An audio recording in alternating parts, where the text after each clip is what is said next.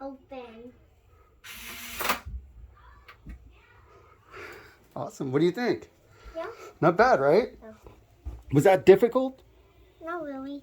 Not really, because what we have here is just, you're giving it power with this board. That's just power. But the controller, this part is the difficult part.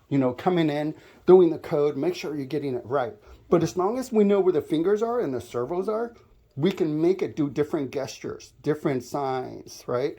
So we just got to remember what those are. D0, D1, D2, D3, D4. Just don't let anyone do.